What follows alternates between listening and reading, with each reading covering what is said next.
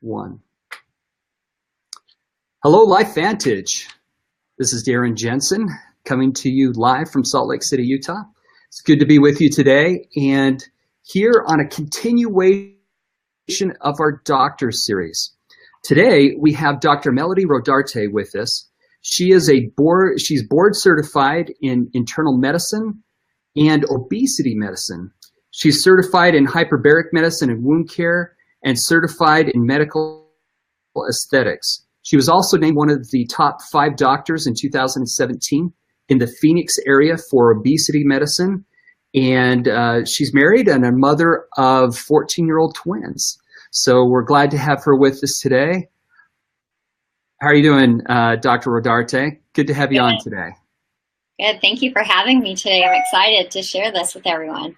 Well, good. Today we're going to be talking about Probio, our Physique Probio, and the importance of our microbiome.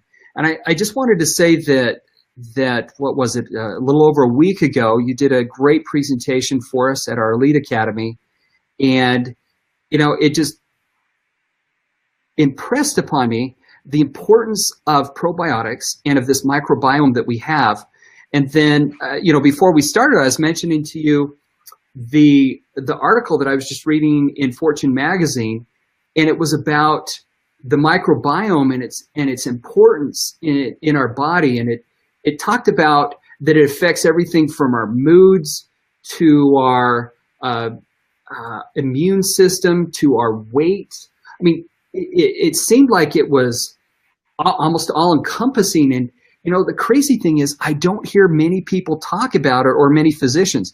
Never in 47 years when I've went into a doctor have they ever talked to me about the microbiome. And so I guess, you know, to get started, can you just explain to us about the microbiome in the body and the importance of probiotics? I would love to. So thank you so much for having me on this call. I love educating people, and so getting the chance to talk about this is exciting. But the microbiome is becoming incredibly important, and more research is coming out where actually the NIA and the NIH are putting out papers and have a study regarding that microbiome because of the importance. I don't think we realized the importance until the past 10 years or so. And so our microbiome is made up of not only bacteria, but viruses and microorganisms, yeasts that help our body function, and they line our skin as well as our GI tract. And so specifically what the microbiome does is digest our food, absorb our nutrients, metabolize compounds, synthesize vitamins. You talked about the immune system. 60 to 70% of our immune system starts in the gut. So that's really important. Helps with insulin sensitivity. And then when you talked about your mood, it's so true. Neurotransmitters, people forget that those are in our gut. So dopamine, serotonin, norepinephrine, all of these. So there truly is that connection. And I think that in the next few years, when you go to the doctor, they'll probably be talking about it even more because of the research coming out and the importance, as well as they're going to have that 10-year study being released from the NIH on the human microbiome come next year. So I remember you saying something during your presentation, and this is what was really fascinating to me. I thought you gave the weight of this microbiome, or the amount of bacteria, or maybe I read it in an article. I don't know, but was that you, or did I read it someplace else? Probably both. It outnumbers it. There's like over 500 strains, and they outnumber our cells 10 to 1. So yeah, it's incredible that a majority of our body is made up of our microbiome, these microorganisms. It seems like it was in pounds. I mean, it was so many pounds of bacteria and other things that are in our bodies, and that I didn't realize it was that prevalent. Yeah, I think it's, and I don't have it data, but I think it was like 9 or 10 pounds can be that, but don't hold me to that because I would have to, that's one I didn't memorize. No, it seems like it was multiple pounds. Now, you mentioned something about this this study that was being conducted. I'm not as familiar with that. What's that study you referenced? So the NIH is the National Institute on Health, and so they're actually doing a human microbiome study. So it started in 2008. So the first 10-year arm will be released next year, since it'll be 2018. And they're specifically looking at how it's all of those functions, you know, with what it's doing and how it's changing, like the importance of the bacterial DNA on our DNA. We didn't even realize that there was that interaction of bacterial DNA in our gut with our DNA. And so that is what the project is looking at, is how it's affecting our health and our function of our body. Okay, well, thank you. Now, let's talk about at LifeVantage, our Probio, our Physique Probio. It has something in it called Wellmune.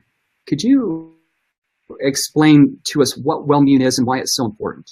Yeah, so Wellmune is in the class of prebiotics, and so we need prebiotics for, like, essentially it's like food for the probiotics. It helps with our immune system, especially our white blood cells, the specific one called the neutrophil.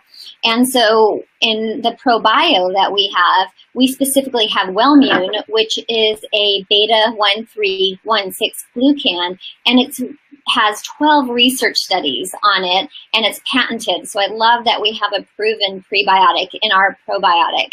And it primes our immune system, helping our immune system function. And by doing that, it can really reduce inflammation as well in our body and in our gut, where you really need to reduce inflammation, because that's really what's starting it. It's starting in our gut. So if we can start reducing inflammation there, it's going to bleed out into the rest of our body. Okay. Now, can you tell us about the strains of bacteria that's in Probio, and why the strains are so important? Yeah. So I love Dr. Fifi, Dr. Chevreau. She was so mindful in what she chose, and we have 6 specific strains that are very well studied and have lots of research on them. And so they are ones that most people have heard about. And so I'll go through each of them and kind of just a couple specific parts on them. I think it's important that we know why we chose them. So Lactobacillus acidophilus, it's the most researched one. And it has a vital role in our digestion and our absorption, as well as controlling yeast, producing antibiotic substances, and reducing allergens.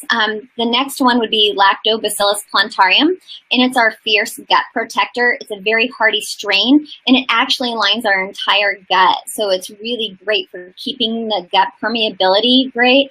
And that's like one of the things I really talked about, our gut permeability. You don't want things that are in that lumen, which is the inside of the gut. You don't want it crossing that gut wall into the blood unless it's supposed to. And so when I say in maintaining gut permeability, that's what I mean. We need those probiotics to help our cells stay tight and not allow things to pass on through at their own will.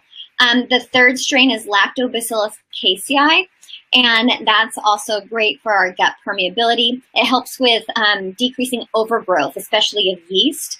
And it helps replenish the flora after antibiotics have been used.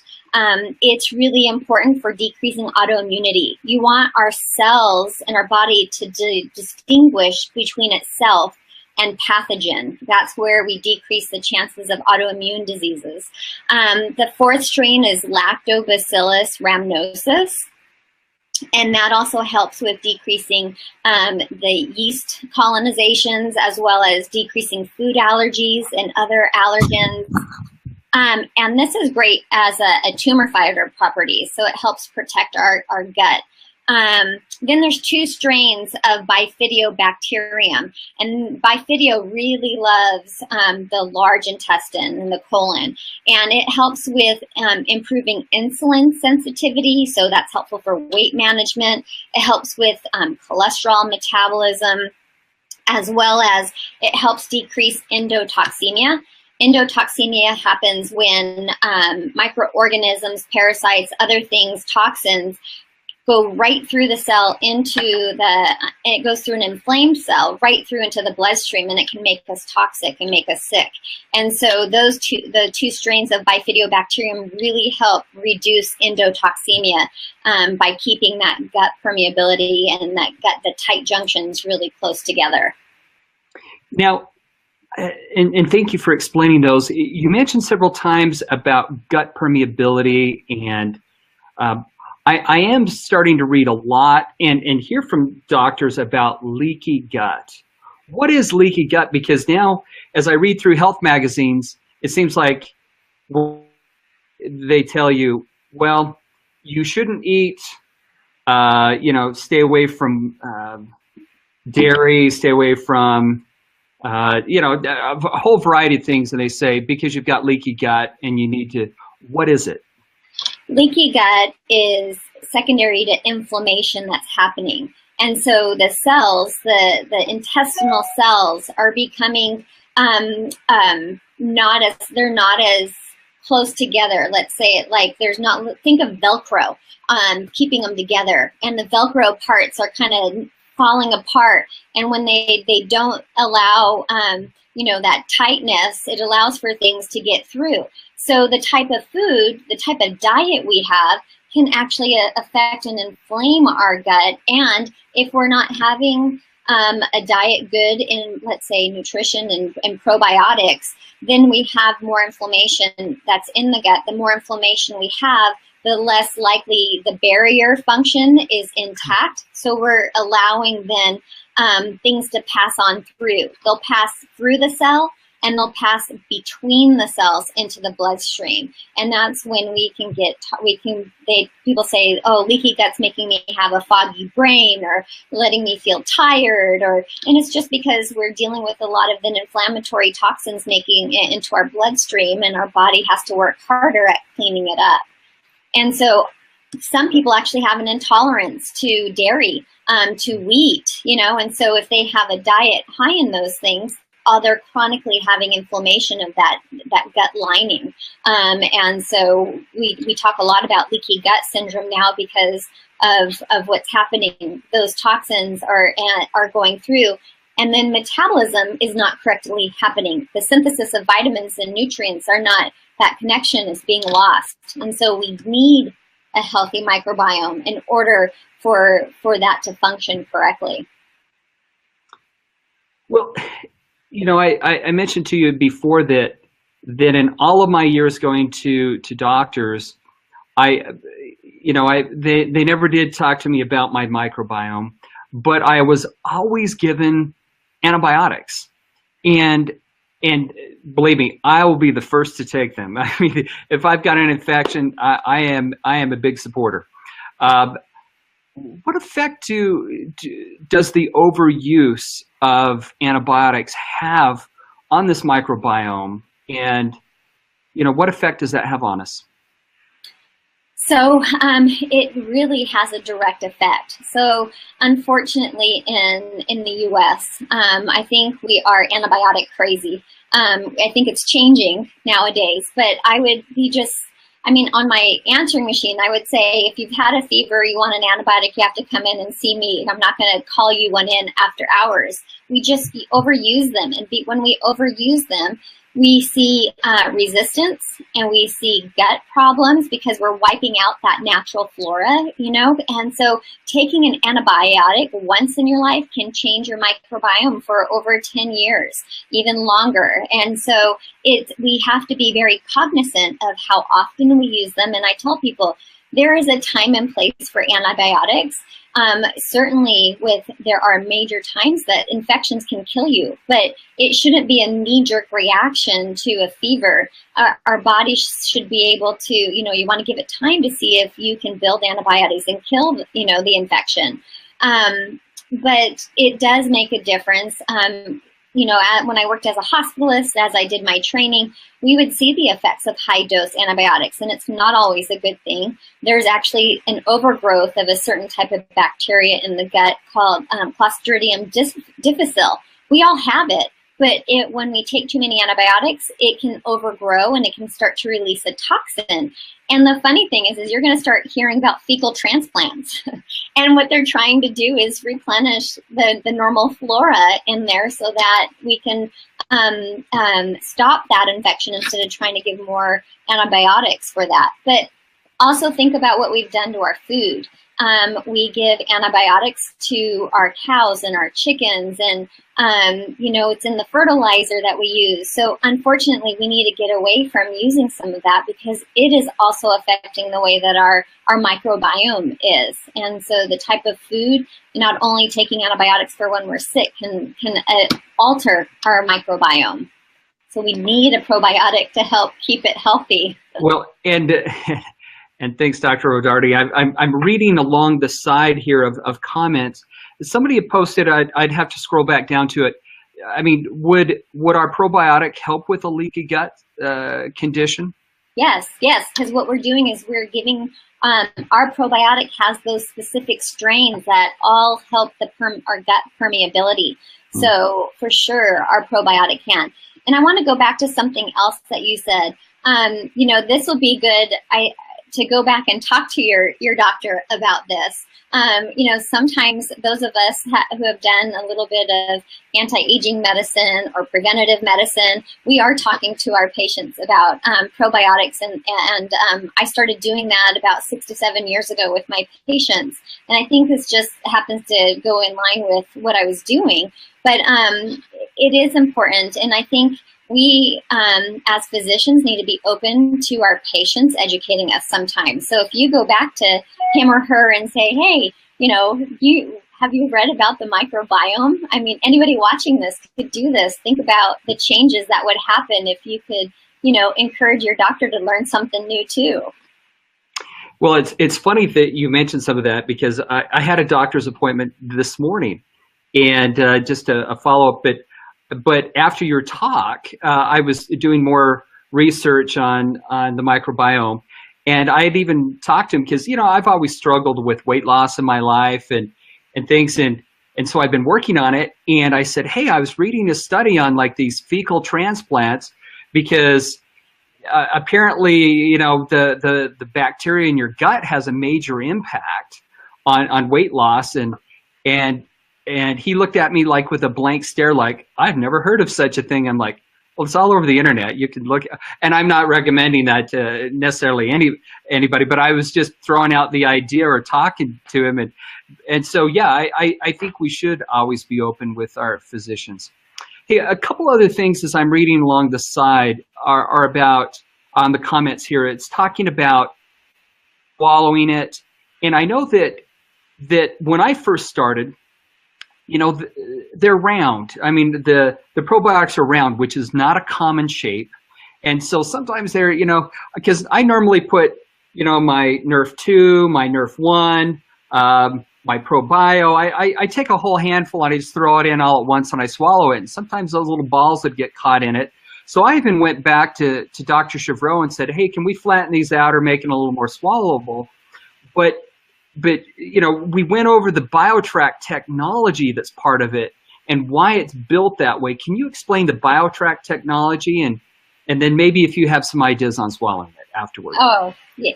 Yeah, for sure. You're with my kids. My kids are like, can it be like a gummy? So I'll talk about swallowing it first. So you can actually kind of let it get all sticky with your saliva. That kind of can help it go down with a big gulp of water. Tucking your chin in can also help with the anatomy, and then swallowing it.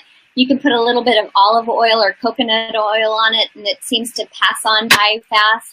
And then our company was so mindful of making the sphere even smaller. So I think I'm not getting as many complaints about having trouble swallowing it now.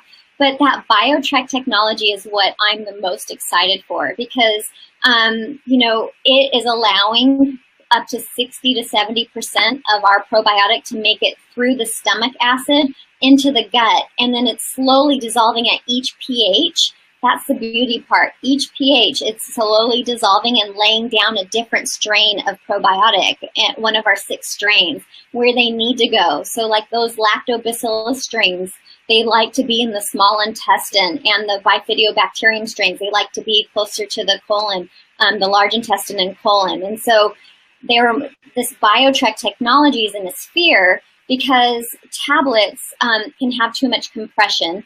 Capsules can allow for air and water into it, and it wakes up, the bacteria too soon.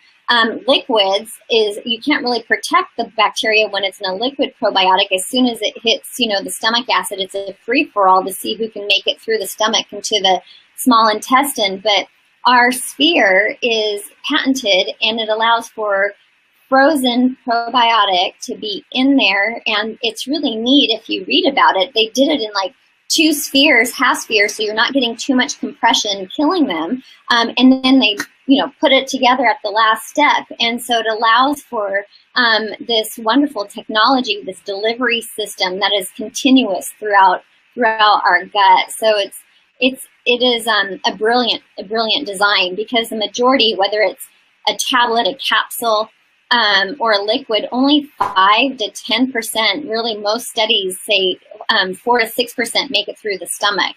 So the fact that our technology shows that 60 to 70% make it through is incredible. You can deal with trying to figure out how to swallow a sphere instead of a different shape when you know that. Yeah, so let's say that I were to, if somebody were to chew it up or to blend it up, that really negates this BioTrek technology. It really makes it so it disperses, which then most of it would be destroyed, right? Or digested. Right, because then you're allowing that pH of 1 in the stomach it's fully activated. So you're losing that protection that's helping it get through the stomach into the duodenum, the small intestine, where it wants to start to open up. So you really destroy it by blending it or crushing it. You can do that with our other products. It's an herb. It's not a live bacteria. So there's a difference there. Okay, I was just reading some of the other comments here. One that we get quite often is, all right, when do I take this? Do I take it with food? Do I take it without food? Do I take it in the morning, at night? Okay, from an expert, from a doctor that is a weight loss specialist, when should we take this for optimal benefit?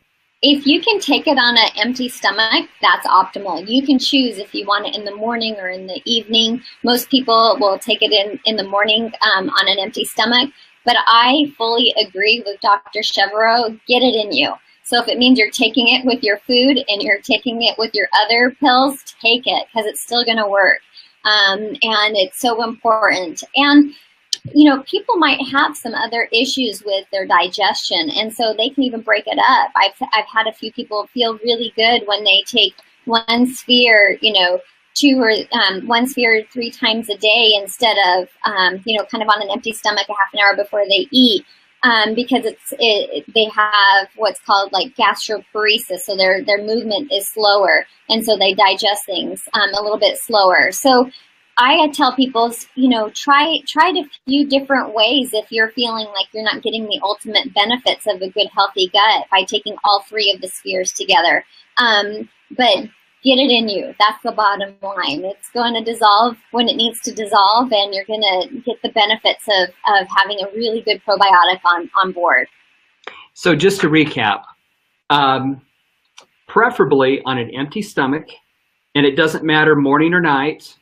The key part is take it, whether it's just take it. That's the key part. But it can, but ideally on an, right? Yeah. Okay, good. What about storage? How should I store that in my house? I mean, sometimes you'll see at a store at specialty areas probiotics that are refrigerated. Do I need to refrigerate this?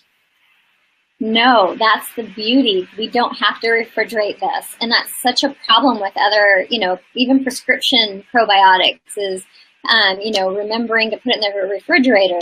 But with ours, it doesn't need refrigerating. You can just keep it at room temperature. That's the beauty of this, is you can take it with you and take it when you need to take it and not worry about having a refrigerator at work to store it in or anywhere else. And, you know, the problem with refrigerated ones is, you know, what happens to them during transit from the manufacturer to the supplier to the shelf. So you can lose a lot of the viability with those. So I love that ours is such a stable product that you can stand behind it and know that you're getting efficacy from the product that you're ingesting. Yeah, having worked in logistics and in business,